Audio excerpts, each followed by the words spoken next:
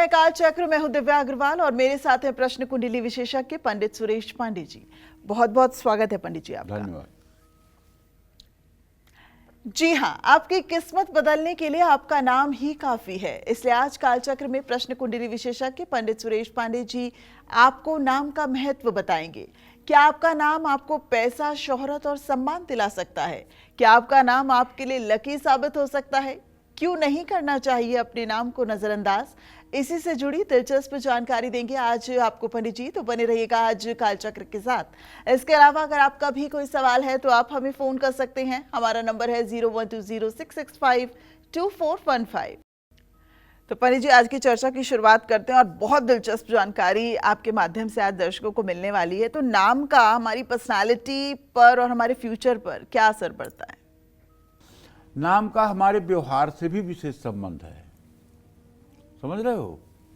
और जो व्यक्ति को संसार में पहचान दिलाता है वो है नाम। अपने नाम के साथ ही व्यक्ति संसार के सभी कर्म करता है। नाम ना सिर्फ हमारे व्यक्तित्व के विषय में जानकारी देता है, बल्कि ये हमारे भविष्य का भी आईना होता है। किसी व्यक्ति को अपना जन्म समय नहीं पता तो वो नाम के शुरुआती अक्षरों से अपना राशिफल जान करके अपने भविष्य के बारे में जान सकता है। सबसे पहले मैं आपको बताता हूं कि नामकरण में गुप्त नाम का क्या महत्व है। दो तरह के नाम रखने का विधान है। एक गुप्त नाम जिसे सिर्फ बच्चे के माता पिता जानते हो, और दूसरा है प्रचलित नाम। गुप्त नाम रखने का मतलब जो होता है वो जो राशि का नाम होता है उसको गुप्त नाम कहते हैं। जैसे कोई अश्विनी नक्षत्र के दूसरे चरण में पैदा हुआ तो अश्विनी नक्षत्र के दूसरे चरण का अक्षर है चू चे, तो उसका नाम होगा चेतराम। ये चेतराम कौन कौन जानेगा? माता पिता और परिवार के लोग। क्यों? क्योंकि उस नाम पर अगर मारण, मोहन, उच्चाटन, वशीकरण, स्तंभन, विद्वेषण जैसी कोई क्रिया की जाएगी तो लागू हो जाएगी, और वो नाम अगर छिपा रहेगा तो नहीं लागू होगी। अब प्रत्यक्ष में उसका नाम रख दिया किसी ने उमेश या उमाकांत, तो ये प्रचलित नाम हो गया। लेकिन मैं ये चीज ये भी देखा हूं, बचपन और युवावस्था तो हमारी उत्तर प्रदेश में व्यतीत हुआ, वहां तो दो नाम रखे जाते हैं, एक प्रचलित और एक गुप्त। लेकिन जब मैं दिल्ली आया 2006 के बाद से मैं देख रहा हूं कि दिल्ली, पंजाब, हरियाणा जैसे जगहों पर लोग जो राशि का नाम होता है उसी पर नामकरण भी करते हैं। यहाँ जो प्रचलित नाम है वो राशि नाम भी है, उसी पर नामकरण यहाँ करते हैं। एकदम पक्की बात बता रहा हूँ, 200%। शायद 2-4 अपवाद मिल जाएं, नहीं तो लगभग जो नाम निकलता है उसी पर नामकरण होता है। ये दोनों जगह में फर्क है। तो प्रचलित नाम जो है, अगर गुप्त नाम कुछ और है तो उससे किसी उच्चाटनिक क्रिया का असर नहीं होता है। गुप्त नाम बालक के जन्म के समय ग्रहों की खगोलीय स्थिति के अनुसार नक्षत्र राशि का विवेचन करके रखा जाता है, जैसा कि मैंने आपको बताया। इसे राशि नाम भी कहा जाता है। बालक की यह दशा, भविष्य, फल कथन इसी के नाम से देखा जाता है। विवाह के समय कुंडली का मिलान भी इसी राशि के नाम के अनुसार होता है। प्रचलित नाम जो होता है, अब मैं आपको बताता हूं, बहुत से लोग जन्म राशि के अनुसार नामकरण करना अच्छा नहीं मानते, इसलिए एक व्यक्ति के दो राशियां हो जाती हैं, एक जन्म राशि, दूसरी जिस नाम से जो प्रचलित होता है। विद्यारंभ विवाहे च सर्व संस्कार कर्मसु जन्म राशि प्रधानत्वम नाम राशि न चिंतित। ये समझ गए होंगे आप। तो विवाह के समय या विद्या शुरू करने के समय या जनेऊ करने के पवित्र समय में जन्म नाम को ज़्यादा महत्व दिया गया है। लेकिन देश, गांव, युद्ध, सेवा, नौकरी, मुकदमा, व्यापार, नौकरी में प्रचलित नाम राशि को महत्व दिया जाता है। ये हमारे शास्त्रों का स्पष्ट कथन है। जय मां विंध्यवासिनी। तो क्या आपकी किस्मत बदलने के लिए सिर्फ आपका नाम ही काफी है या और इसमें और चीजों की भी जरूरत है, ये भी बताएंगे आपको पंडित जी। लेकिन अब शुरुआत करते हैं राशिफल की। सबसे पहले बात मेष राशि के राशिफल की। तो कैसी रहेगी मेष राशि के जातकों की आर्थिक स्थिति, कामकाज, रिश्ते और सेहत आज? साथ ही क्या है आज का उपाय, शुभ अंक और शुभ रंग, आइए जानते हैं।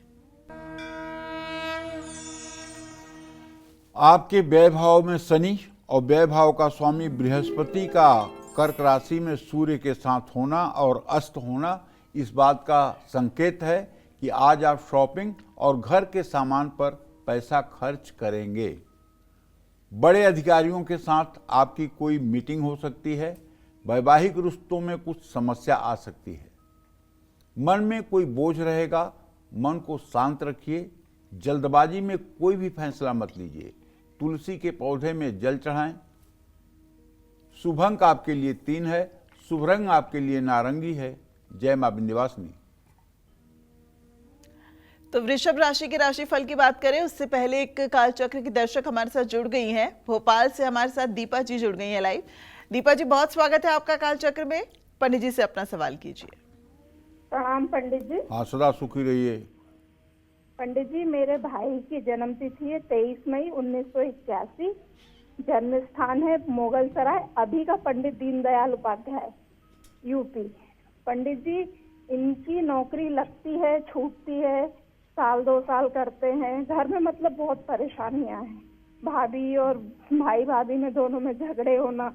2 बच्चे हैं, उनके पीछे इनका भविष्य खराब हो जाए।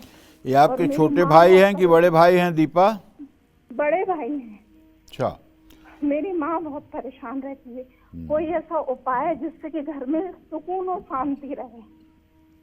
देखो बेटा, शनि और चंद्रमा की परस्पर सप्तमस्थ स्थिति प्रश्नकाल से इस बात का संकेत करती है कि इनका समय शुभ नहीं चल रहा है और इनके भाग्य का स्वामी बुध है। मिथुन राशि में षडाष्टक योग बना रहा है लग्न से। भाग्य बिल्कुल भी साथ नहीं दे रहा है, जिसके कारण पारिवारिक कलह की भी स्थिति है और परिवार में धनाभाव की भी स्थिति है और आजीविका के क्षेत्र में भी इन्हें मजबूती नहीं मिल पा रही है। अगर ये अपने जीवन में चेंज चाहते हों तो रोज इन्हें राम रक्षा स्तोत्र का पाठ करना चाहिए, पहली बात। दूसरी बात, घर के पूजा स्थान में राम दरबार का चित्र लगाना चाहिए। रोज उनके सामने घी या तिल के तेल का दिया जलाना चाहिए। राम रक्षा स्तोत्र का पाठ करने के बाद राम जी को कुछ भोग प्रसाद में अर्पित करना चाहिए और कपूर से आरती करना चाहिए। और हर शनिवार को पानी में थोड़ा सा नमक डाल करके घर में पोछा लगाना चाहिए, जिससे घर की नेगेटिविटी दूर हो। वैसे तो इनके पत्नी भाव का स्वामी चंद्रमा है, जो इस समय शनि की दृष्टि में है। इनकी पत्नी हर समय काफ़ी रूठी रहती हैं, लेकिन अगर भगवान उन्हें सद्बुद्धि दे और वो सावन के सोमवार का व्रत करना शुरू करें तो घर की आर्थिक स्थिति भी सुधरेगी और घर में बच्चों का भी भविष्य ठीक होगा और इनकी नौकरी में भी काफ़ी हद तक सुधार होगा। जय मां विंध्यवासिनी।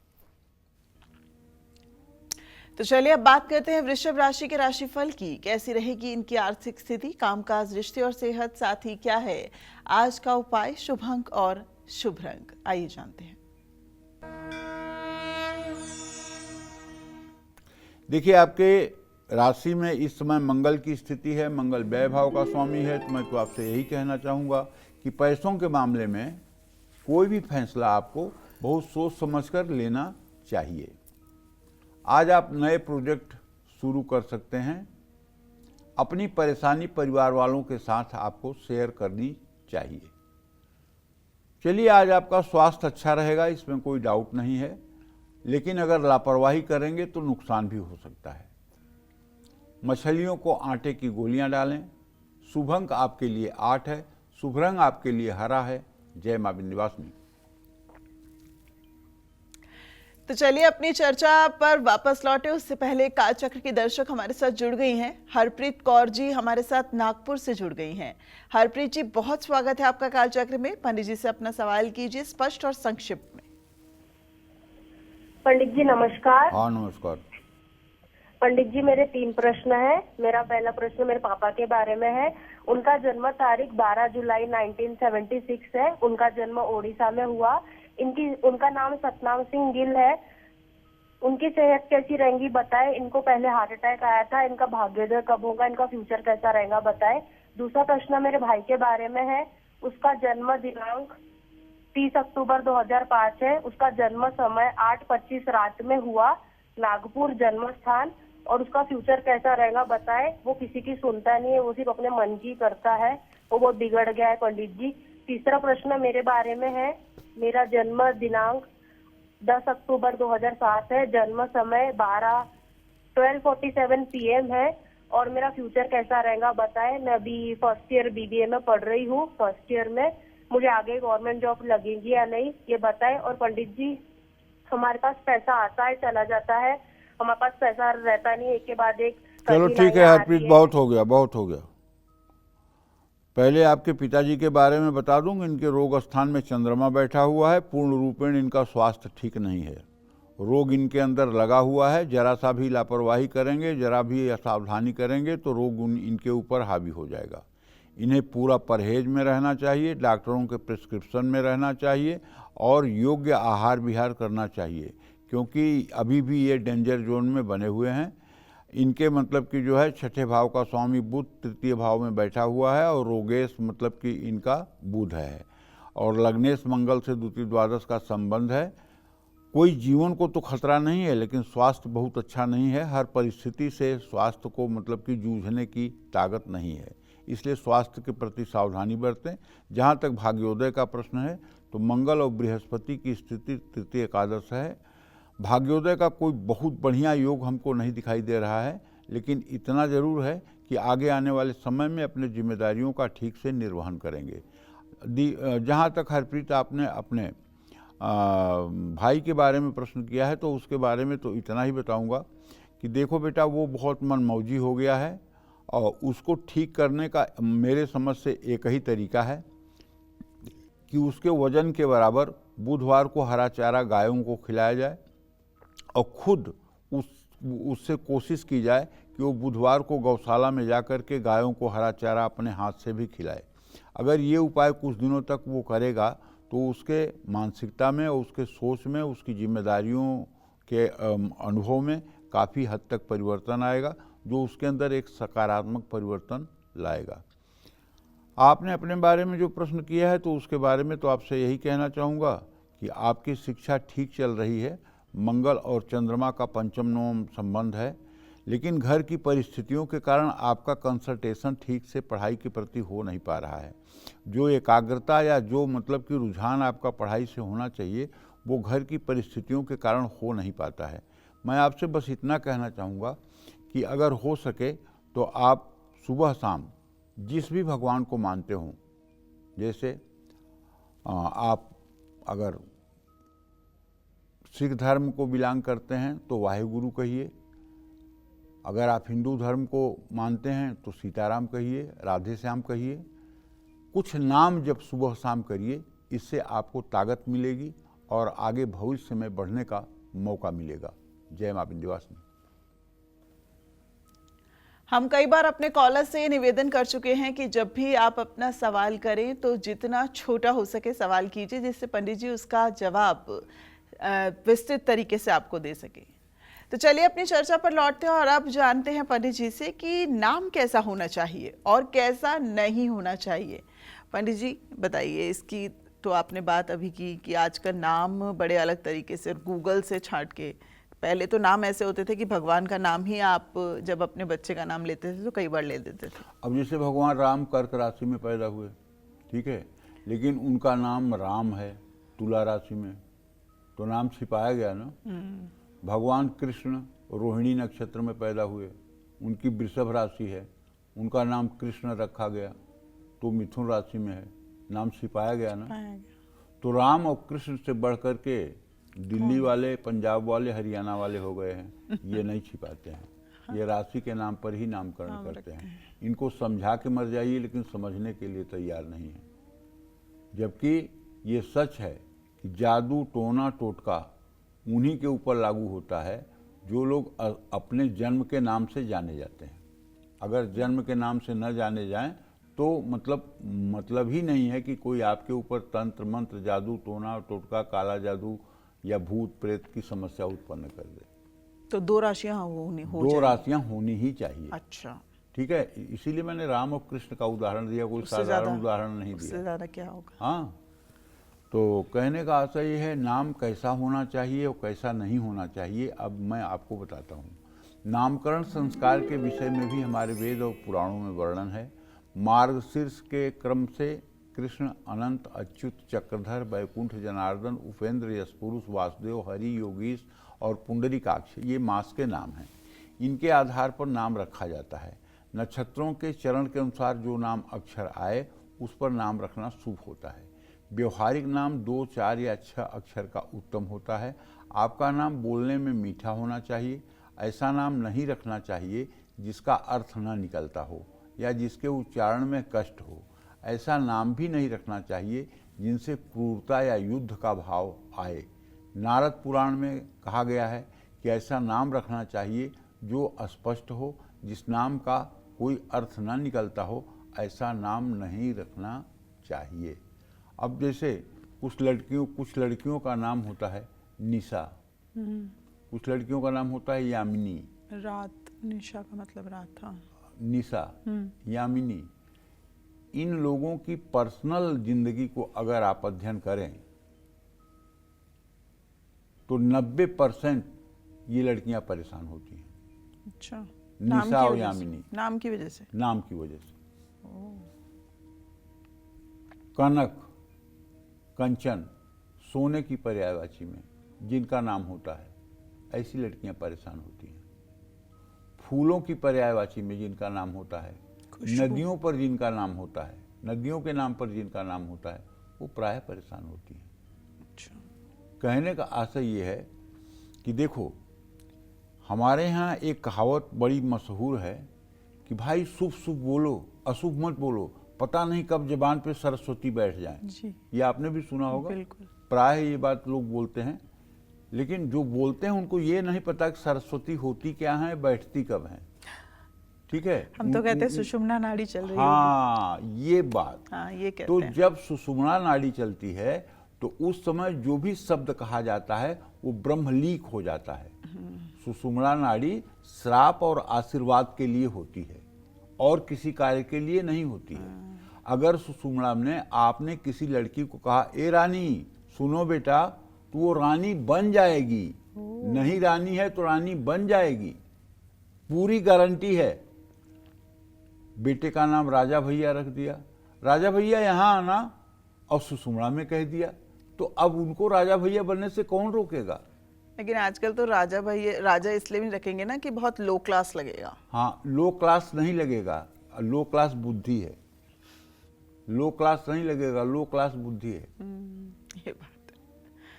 फैशन के दौर में हमारे एक मतलब कि छोटे चचेरे भाई के लड़के का नाम राजा है, उसको रोकना पड़ता है कि मत पढ़। विश्वास करो, उसको रोकना पड़ता है कि मत पढ़। पड़ता है, इतना किताब में घुसा रहता है और रिजल्ट भी लेके आता है। अगर 97-98% रिजल्ट आए तो रोता है कि मेरा कैसे बिगड़ गया काम। नाम का बहुत असर होता है। देखो, सीधी सीधी एक लाइन की बात कह रहा हूँ, अगर आप अपने बच्चों से एक्सपेरिमेंट नहीं करना चाहते हैं, अपने बच्चों के भविष्य को अच्छा चाहते हैं, तो मैं चाहूँगा कि अपने बेटे बेटियों के नाम भगवान के नाम पर रखें, सरल रखें, सहज रखें, जिसका अर्थ स्पष्ट हो। विश्वास करो, मैं कोई अतिशयोक्ति की बात कभी करने में विश्वास नहीं करता हूं। अगर सुषुम्ना में कुछ भी आदमी बोल दे तो उस बात को मिथ्या करने की सामर्थ्य 4 मुंह वाले ब्रह्मा में भी नहीं है, क्योंकि देवता भी जब किसी के ऊपर प्रसन्न होते हैं तो उस समय उनकी सुषुम्ना नाड़ी चलती है, तभी वो वरदान देते हैं। और जब ऋषि मुनि या कोई व्यक्ति किसी को श्राप देता है तो उस समय जब क्रोध के आवेश में होता है, उस समय भी सुषुम्ना चलती है। उस समय भी वो श्राप इसीलिए लागू होता है कि उस समय सुषुम्ना चलती है। सुषुम्ना का ये प्रभाव होता है। सुषुम्ना अगर चल रही हो, पहले नाम होता था वीर कुंवर वीरेंद्र सिंह,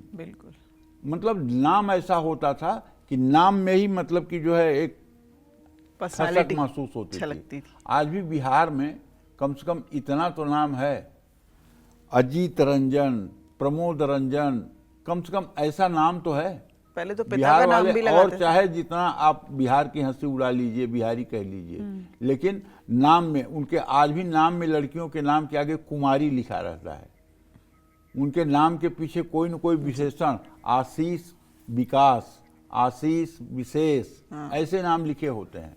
तो बिहार वाले तो नाम के मामले में तो कम से कम कंजूस नहीं है ना, पहले तो पिता समझदारी का भी है ना। नाम लगाते थे। हाँ, तो अब मैं कहना चाहता हूं कि देखिए, अगर अब कोई नवजात शिशु हो तो कृपया उसके जीवन के साथ खिलवाड़ न करें और उसका नामकरण किसी सुलझे हुए बुद्धिमान, विद्वान और भजनानंदी व्यक्ति के द्वारा आप कराएं।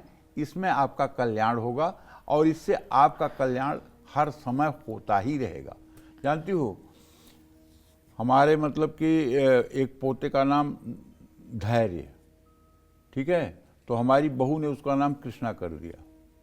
हमारी पूरी दुनिया उसको धैर्य कहती है, बहू उसको कृष्णा कहती है। कहती है इसी बहाने कम से कम दिन भर में 150 बार भगवान का नाम ले कृष्णा बोल लूंगी। लेती। सुंदर, समझ रही हो ना। बहुत अच्छा। हाँ, तो कहने का मतलब ये चलिए। है कि माता पिता भी ऐसा नाम रखें अपने बच्चे का कि उसी बहाने कम से कम भगवान का ही स्मरण हो जाए। चलिए पंडित जी, मिथुन राशि वालों के इंतजार को खत्म करते हैं और बताते हैं कैसा रहेगा मिथुन राशि के जातकों का आज का पूरा दिन। आइए जानते हैं।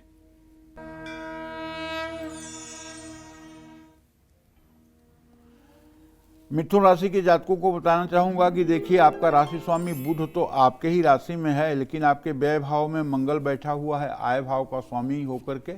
लंबे समय से अगर कोई किया गया निवेश है आपका तो वो अच्छा रिटर्न दे सकता है। नौकरी पेशा लोग सीनियर्स के साथ बहस न करें, दोस्त और रिश्तेदारों के साथ समय बिताएंगे, थकावट और तनाव महसूस करेंगे।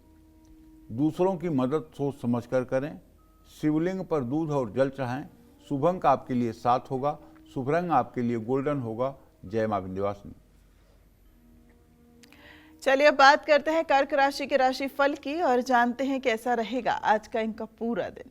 आइए जानते हैं। कर्क राशि के जातकों को बताना चाहूंगा कि देखिए, आपके राशि में बृहस्पति इस समय 10 डिग्री पर गोचर कर रहे हैं, सूर्यदेव 3 डिग्री पर गोचर कर रहे हैं, बृहस्पति इस समय अस्त हो चुके हैं।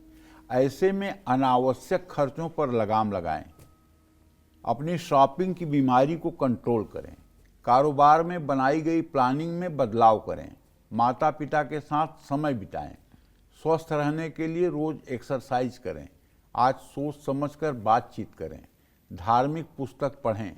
शुभ अंक आपके लिए 9 है, शुभ रंग आपके लिए क्रीम है। जय मां विंध्यवासिनी। तो बच्चे का नामकरण करते समय किन बातों का खास ख्याल रखना चाहिए, नामकरण संस्कार कब करना चाहिए और कब नहीं करना चाहिए, ये सब बताएंगे आपको पंडित जी। आज काल चक्र में पंडित सुरेश पांडे जी आपको आपके नाम से जुड़ी बेहद दिलचस्प और जरूरी जानकारी बता रहे हैं। अपनी इसी चर्चा को आगे बढ़ाते हुए बात करते हैं बच्चे के नामकरण से जुड़ी खास जानकारी की। बच्चे का नामकरण करते समय किन चीजों को ध्यान में रखना चाहिए, आइए जानते हैं पंडित जी से। पंडित जी, जब नामकरण करते हैं तो जो पंडित होता है उसको बुलाया जाता है, उसके बावजूद भी क्या ध्यान रखना चाहिए? देखिए, नामकरण बच्चे की राशिफल, ग्रह और नक्षत्रों को ध्यान में रख करके किया जाता है। इन सब चीज़ों को ध्यान में रखकर नाम रखने से बच्चा भाग्यशाली होता है। आप कहेंगे इसमें क्या नामकरण में विचार किया जाता है? विचार किया जाता है। हर जातक का एक घात चक्र होता है। घात का महीना, घात की तिथि, घात का वार, घात का नक्षत्र हर जातक का होता है। हर व्यक्ति का घात मास होता है, घात तिथि होती है, घात वार होता है, घात नक्षत्र होता है, घात प्रहर होता है, घात करण होता है। तो इन चीज़ों का मूल्यांकन अगर हो जाए और ज्योतिषी इस विषयों का ज्ञान रख करके तब किसी बच्चे के नामकरण संस्कार का मुहूर्त रखें और उसके बाद बढ़िया से गणेश और गौरी की पूजा करें। गणेश गौरी की पूजा करने के बाद राशि नाम से हट करके प्रचलित नाम 2-4 नाम जो माता पिता के लिए शुभकारी हों। माता पिता के लिए कौन सा नाम शुभकारी होगा? देखिए, 8 वर्ग हैं, आज कुछ ऐसी बात बता रहा हूं कि आप प्रैक्टिकल करके देखिएगा। अ, ए, ई, आई, ओ, यू, जिन लोगों का नाम इस पर शुरू होगा उनका त, थ, द, ध, न नाम वालों से लंबे समय तक पटरी नहीं खाएगी। जिन लोगों का नाम क, ख, ग, घ में होगा उन लोगों का प, फ, ब, भ, म नामों से कभी पटरी नहीं खाएगी। जिन लोगों का नाम च, छ, ज से होगा उनका य, र, ल, व से पटरी नहीं खाएगी। जिन लोगों का नाम ट, ठ, ड, ढ से होगा उनकी पटरी कभी स, ख, स, ह से नहीं खाएगी। समझ रहे हैं? तो क्यों? क्योंकि पांचवा वर्ग एक दूसरे का दुश्मन है। पहला वर्ग गरुण वर्ग है, दूसरा वर्ग बिलार वर्ग है, तीसरा वर्ग जो है वो सिंह वर्ग है, चौथा वर्ग जो है श्वान वर्ग है, कुत्ता वर्ग है, पांचवा सर्प वर्ग है, छठवां चूहा वर्ग है, सातवां हिरण वर्ग है और आठवां भेड़ वर्ग है। एक दूसरे के पांचवें नंबर पर दुश्मनी होती है। तो जैसे बाप का नाम मान लीजिए किसी के अखिलेश है और बेटे का नाम दीपक रख दिया, तो अब बाप बेटे की लड़ाई को कोई रोक नहीं सकता। पति पत्नी का नाम आप आजमा के देखिए ना, अगर आकार में पति का नाम या पत्नी का नाम है और तकार में त, थ, द, ध, न में पत्नी का नाम है, तो दोनों में बिना लड़ाई एक दिन बीत नहीं सकता। या भाई बहनों का नाम है तो बिना लड़ाई वो रह नहीं सकते। तो इसलिए नामकरण करते समय इस बुद्धिमत्ता का परिचय देना चाहिए कि भाई बहन माता पिता के नाम से शत्रु वर्ग में बच्चे का नाम न हो। ये भी ध्यान देने की चीज है। ऐसा नाम ना रखें जो कानों में चुभता हो, तेज आवाज में पुकारने में अजीब लगता हो। ऐसा नाम रखें जो सरनेम के साथ पुकारने में भी अच्छा लगे। अपने बच्चों के नाम सिर्फ ट्रेंड के आधार पर न रखें। नाम ऐसा रखें जिसका सकारात्मक अर्थ निकले। नाम मुश्किल ना चुनें। ऐसा नाम ना रखें जिसका उच्चारण मुश्किल हो। बहुत बड़ा नाम भी मुश्किल से बोला जाता है, ऐसे में छोटा नाम रखें। कई बार अलग और अनोखे नाम रखने की इच्छा से माता पिता अपने बच्चों को ऐसा नाम रख देते हैं जिसका ना अर्थ निकलता है, ना उच्चारण सही से हो पाता है। मुश्किल स्पेलिंग वाला नाम भी रखने से बचना चाहिए। जल्दबाजी में कभी भी नाम न रखें। अच्छी तरह सोच विचार कर बच्चे का नामकरण करवाएं और किसी विद्वान पुरुष के द्वारा ना, जिसे जिंदगी का अनुभव हो, जिसे शास्त्रों का अनुभव हो, जिसके वाणी पर सरस्वती विराजमान होती हों, जो भगवान का भजनानंदी हो, ऐसे व्यक्ति से नामकरण करवाइए ना। आजकल नाम छोटा करने का ट्रेंड चल गया है। निक नेम रखने से बचना चाहिए। जाति सूचक नामों का त्याग करना चाहिए। किसी खास दिन या घटना के आधार पर नाम कभी नहीं रखना चाहिए। जैसे कोरोना जब चल रहा था तो बहुत लोग अपने लड़के का नाम सैनिटाइजर रख दिए थे, बहुत लोग कोरोना रख दिए थे। हाँ, इराक का युद्ध चल रहा था तो उस समय बहुत लोग अपने लड़के का नाम सद्दाम रख दिए थे। तो ये सब चीज़ों से बचना चाहिए। नाम, घटना, बीमारी, परिस्थिति, इन सब चीज़ों को याद रखने के लिए नाम रखना ये बुद्धिमत्ता नहीं होती है। जय मां विंध्यवासिनी। तो चलिए अब बात करते हैं सिंह राशि के राशिफल की। कैसा रहेगा आज का पूरा दिन, आइए जानते हैं। सिंह राशि के जातकों को बताना चाहूँगा कि आपके राशि में इस समय शुक्र और केतु की स्थिति है। वाहन भाव का स्वामी मंगल अपने भाव को पूर्ण दृष्टि से देख रहा है। आज आप चाहें तो नई गाड़ी खरीद सकते हैं।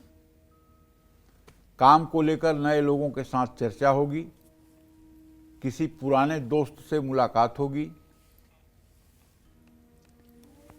स्वास्थ्य का साथ मिलेगा।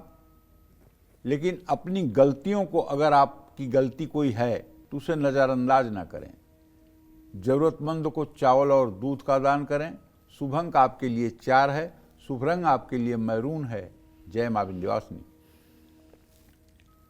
सिंह के बाद अब बारी कन्या राशि का राशिफल जानने की। कैसी रहेगी कन्या राशि के जातकों की आर्थिक स्थिति, कामकाज, रिश्ते और सेहत, साथ ही क्या है आज का उपाय, शुभ अंक और शुभ रंग, आइए जानते हैं। पैसों को लेकर दिन मिला जुला रहेगा आज। क्यों?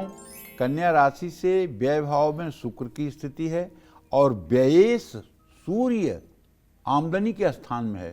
सोचो, ये स्थिति इस बात का संकेत नहीं है कि एक तरफ से पैसा आएगा दूसरी तरफ से भाग जाएगा।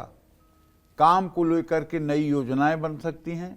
जीवन साथी को खुश रखने की कोशिश करें। किसी बात को लेकर के मन अशांत रह सकता है। ज़्यादा लालच न करें। राम दरबार की पूजा करें। शुभ अंक आपके लिए 6 है। शुभ रंग आपके लिए बैगनी है। जय मां विंध्यवासिनी। नामकरण संस्कार कब करना चाहिए और कब नहीं करना चाहिए, जानते हैं पंडित जी से। पंडित जी बताइए, इसके लिए सही तारीख, सही विधि कैसे चुनें? नामकरण के संस्कार के बारे में स्मृति संग्रह में लिखा है, नामकरण संस्कार से आयु और तेज में वृद्धि होती है। नाम के इसी महत्व को ध्यान में रखते हुए नामकरण संस्कार की व्यवस्था की गई है। नामकरण संस्कार हिंदू धर्म का एक अहम संस्कार है। 16 संस्कारों में यह एक संस्कार है। हिंदू धर्म में 16 संस्कारों का विधान है। इसमें से नामकरण संस्कार, जिसे शिशु के जन्म के 10वें या 12वें दिन मनाया जाता है, ये 16 संस्कारों में 5वां संस्कार है। गोभिल गृह सूत्रकार के अनुसार 100 दिन या 1 वर्ष बीत जाने के बाद भी नामकरण संस्कार करने का प्रचलन है। उस समय मुहूर्त होना चाहिए। पाराशर स्मृति के अनुसार नामकरण संस्कार जातक के सूतक व्यतीत होने के बाद ही करना चाहिए। पर्व तिथि, चतुर्दशी, अष्टमी, अमावस्या, पूर्णिमा में नामकरण नहीं करना चाहिए। रिक्ता तिथि, चतुर्थी, नवमी, चतुर्दशी तिथियों में नामकरण नहीं करना चाहिए।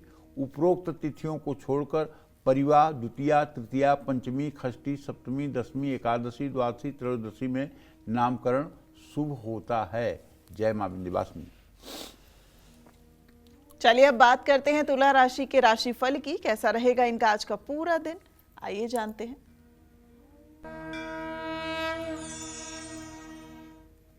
देखिए, तुला राशि के जातकों को बताना चाहूंगा कि आपके भाग्य स्थान में बुध की स्थिति है, जो शुक्र से स्नेहा दृष्टि से इत्थसाल कर रहा है। किसी बाहर के प्रोजेक्ट से आपको खूब लाभ हो सकता है। अनुभव और अनुभवी लोग आपके काम को सफल बनाएंगे। परिवार के करीबियों से विवाद हो सकता है। आज थकान और आलस्य महसूस करेंगे। आज लेन देन में सावधानी बरतें। कन्याओं को लाल वस्त्र और चूड़ियां दान करें। शुभ अंक आपके लिए 8 है। शुभ रंग आपके लिए समुद्री हरा है। जय मां विंध्यवासिनी। नामकरण संस्कार के और भी हैं कई नियम जिनको ध्यान में रखना चाहिए, वरना आपको इसके बुरे परिणाम मिल सकते हैं। कौन से हैं वो नियम, जानते हैं पंडित जी से। पंडित जी बताइए, कौन से हैं वो नियम जो ध्यान रखें? वैसे तो पंडित की मौजूदगी होती है वहां पे। देखो, सही बात नहीं, एक पंडित की मौजूदगी होती है। 1% घर में भी पंडित की मौजूदगी नामकरण में नहीं होती है। मैं प्रैक्टिकल बात बता रहा हूँ। अच्छा। अब 60 साल तो, अब इतनी उम्र तो मेरी हो गई, 50 साल से पंडिताई कर रहा हूँ। आज तक तो कोई नहीं आया कहने के लिए कि चलिए पंडित जी मेरे बच्चे का नामकरण संस्कार कर दीजिए। खुद से ही कोई तो आया होता। यहाँ तो सब अपने से ही नामकरण संस्कार, बच्चा पैदा नहीं हुआ कि रख लिए।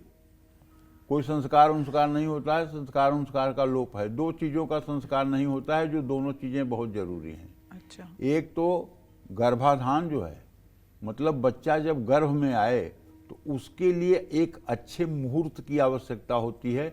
इस पर समाज गूंगा बहरा है।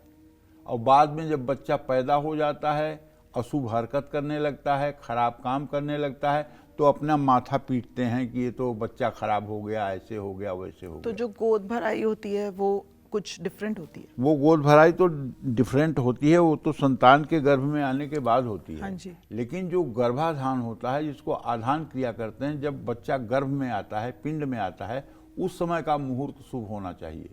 अच्छा। क्योंकि 270 दिन पर ही गर्भ मोक्ष होता है, 9 महीने पर। और 9 महीने पर एक नक्षत्र की 10 साइकिल चलती है। एक नक्षत्र की 10 साइकिल चलती है। जिस नक्षत्र में गर्भधारण होता है उसी नक्षत्र में गर्भमोक्ष होता है, जिस तिथि में गर्भधारण होता है उसी तिथि में गर्भमोक्ष होता है। तो इसलिए गर्भाधान के मुहूर्त होते हैं, तो इन विषयों पर भी ध्यान देना चाहिए। बिल्कुल नहीं सोचता। ये सृष्टि के लिए आवश्यक है। जी। सृष्टि में जितने सुंदर लोग रहेंगे, जितने बुद्धिमान लोग रहेंगे, जितने बलवान लोग रहेंगे, उतना ज़्यादा ये सृष्टि अच्छी होगी। जितने रोगी लोग होंगे, जितने विकलांग लोग होंगे, जितने अस्वस्थ लोग होंगे, उतना ही ये सृष्टि गड़बड़ होगी। तो सृष्टि को खूबसूरत बनाए रखने के लिए इंसान का भी दायित्व होता है कि वो मतलब कि कुछ अपने धर्म शास्त्र और मर्यादाओं के अनुसार चले। चलिए पंडित जी, नियम बताइए। चंद्र, बुध, गुरु, शुक्र के दिनों में नामकरण करना चाहिए। नामकरण जन्म समय से 11वें या 12वें दिन करना भी शुभ रहता है, लेकिन मृदु संज्ञक नक्षत्र हो। स्वात्यादित्य सूत्रश्री चंद्रश्चाप चरण तस्मिन् गजाधिकारो हो वाटिका गमनादिकम। हस्ता सुपुख्य क्षिप्र अभिजित गुरु लघुस तथा तस्मान् पण्य रति ज्ञानम भूषा शिष्पकलादिकम। चित्रा अनुराधा ध्रुव संज्ञक नक्षत्र हैं। तीनों उत्तरारोहिणी में क्षिप्र संज्ञक नक्षत्र हैं। हस्त अश्विनी पुष्य चर संज्ञक नक्षत्र हैं। स्वाति पुनर्वसु श्रवण धनिष्ठा सद्भिषा इन 16 नक्षत्रों में बच्चे का नामकरण संस्कार करना शुभ होता है। संक्रांति, ग्रहण और श्राद्ध काल में नामकरण करने से बचना चाहिए। नामकरण के लिए किसी विद्वान से मुहूर्त जरूर निकलवाना चाहिए और नामकरण वाले दिन आपको ठीक लगे तो बच्चे को शहद भी चटाना चाहिए। सूर्य के दर्शन कराएं, ऐसा करने से बच्चा सूर्य की तरह तेजस्वी और प्रखर होगा। ईश्वर के नाम पर बच्चे का नाम रखने से भी डायरेक्ट बचना चाहिए। जय मां विंध्यवासिनी। चलिए अब बात करते हैं वृश्चिक राशि के राशिफल की। वृश्चिक राशि के राशिफल की तो कैसा रहेगा वृश्चिक राशि वालों का आज का पूरा दिन, आइए जानते हैं।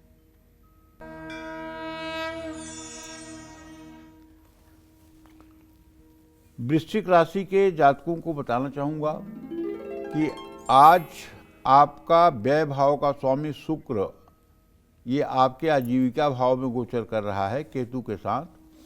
तो आपके पंचम भाव में बृहस्पति की राशि है और बृहस्पति अस्त है। तो कहने का मतलब बच्चों की पढ़ाई पर भी पैसा खर्च हो सकता है और बच्चों की पढ़ाई के नाते हो सकता है कुछ लोन भी लेना पड़े। साझेदारों के साथ संभल करके व्यवहार करें। दोस्तों के साथ रिश्ते बिगड़ सकते हैं। जीवन साथी की सेहत बिगड़ सकती है। किसी अजनबी महिला से दूर रहें। दूध या दही का दान करें। शुभ अंक आपके लिए 3 है। शुभ रंग आपके लिए आसमानी है। जय मां विंध्यवासिनी।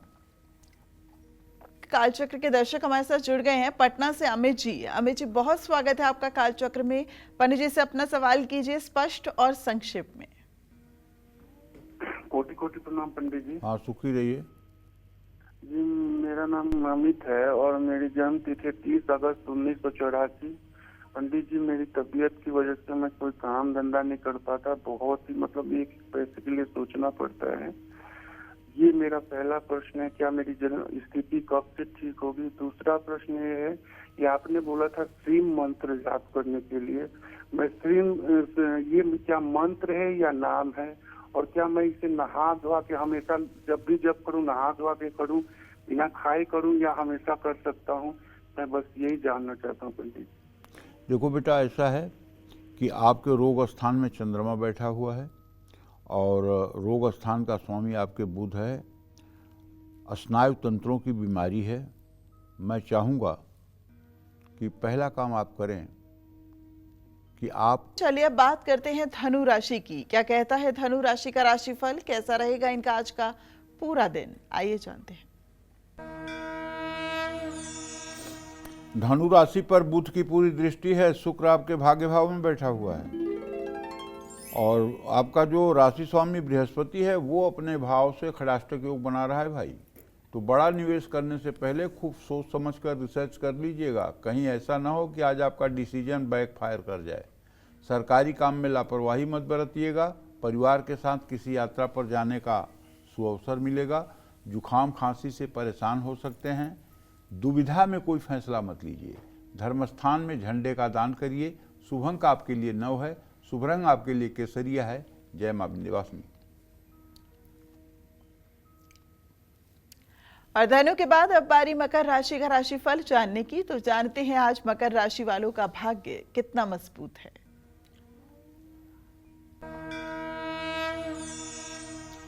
मकर राशि से भाग्य स्थान में चंद्रमा है और मकर राशि का स्वामी तृतीय भाव में मीन राशि में शनि गोचर कर रहा है। ऐसे में पैसा कमाने का आपको अवसर मिल सकता है। नौकरी में कोई आपको परेशान कर सकता है। आज बच्चों के साथ समय बिताने का आपको अवसर मिल सकता है। अपने खान पान पर ध्यान दीजिए। निजी जीवन की बात किसी से ना कहें। किसी मजदूर को भोजन कराएं। शुभ अंक आपके लिए 6 है, शुभ रंग आपके लिए नीला है। जय मां विंध्यवासिनी। तो कुंभ राशि का राशिफल जानेंगे उससे पहले गोरखपुर से हमारे साथ कालचक्र के एक दर्शक जुड़ गए हैं, राजकुमार जी। राजकुमार जी, बहुत स्वागत है आपका। पंडित जी से अपना सवाल कीजिए। पंडित जी प्रणाम। मैं राजकुमार पांडे गोरखपुर उत्तर प्रदेश से बोल रहा हूँ जी। मेरा जन्म 16 अगस्त 1972 सावन की सप्तमी के दिन हुआ है और समय है 10:45। और मेरे बेटे का जन्म 9 नवंबर 2012 को है।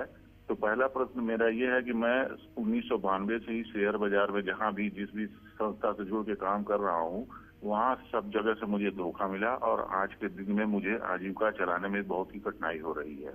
और इसके साथ मैं काम करते हुए जो भी चीजें अर्जित की अपने माँ भाई भाभी के नाम से, यहाँ तक कि जमीन जो मैं अपने माँ के नाम से खरीदा वो भी सब लोगों ने देने से मना कर दिया है। और दूसरा प्रश्न ये है कि मेरे बेटे का भविष्य कैसा रहेगा, उसकी पढ़ाई कैसे रहेगा और किस लाइन में जाएगा। देखिए, ऐसा है, आपने जो प्रश्न किया है, आपके द्वितीय और सप्तम भाव का स्वामी मंगल है। मंगल का बृहस्पति के साथ इत्तेसाल हो रहा है। लोगों ने आपसे धन दौलत संपत्ति छीन ली होगी, लेकिन आपका भाग्य आपसे कोई नहीं छीन पाया है। आपका भाग्य आपके साथ है। और अभी आप 53-54 साल के हुए हैं। आप निराशा से न घिरें। आप हनुमान जी की उपासना करें। नित्य प्रातः 10 बार हनुमान चालीसा का पाठ करें। और वैसे भी ब्राह्मण को तो गरीबी शोभा देती है। दूसरे जातियों के लिए भले गरीबी अभिशाप होगी, लेकिन ब्राह्मणों के लिए तो गरीबी वरदान होती है। हाँ, तो इसलिए आप धन दौलत के बारे में ज़्यादा न सोच करके थोड़ा सा लोक परलोक के बारे में सोचिए, भगवान के बारे में सोचिए। और आपके पुत्र को भगवान इतना यशस्वी बना देंगे, इतना भाग्यशाली बना देंगे कि वो आपके कई पीढ़ियों को तार देगा। तो इसलिए जो लोग आपके साथ खराब किए हैं उनके भी मंगल की कामना करिए। मैं आपसे ये बात विश्वास के साथ कह सकता हूँ कि अगर आप 10 बार हनुमान चालीसा का रोज़ पाठ करेंगे तो ज़्यादा से ज़्यादा 100 दिनों के बाद आपके जीवन से निराशा निकल जाएगी और खुशहाल होकर के आप जीवन जिएंगे। जय मां विंध्यवासिनी। तो चलिए अब जल्दी से जान लेते हैं कुंभ राशि का राशिफल और जानते हैं आज इनका भाग्य कितना मजबूत है। आइए जानते हैं। कुंभ राशि में राहु की स्थिति है, पंचम भाव में बुध है। ऐसे में अचानक धन लाभ हो सकता है। सही फैसले आपको काम में फायदा पहुंचाएंगे। परिवार में किसी बड़े से कलेश हो सकता है। चोट लगने की संभावना है। गाड़ी संभल कर चलाएं। गुस्से पर काबू रखें। भगवान विष्णु को पीले फूल अर्पित करें। शुभ अंक आपके लिए 5 है, शुभ रंग आपके लिए जामुनी है। जय मां विंध्यवासिनी। तो चलिए अब बात करते हैं मीन राशि वालों की।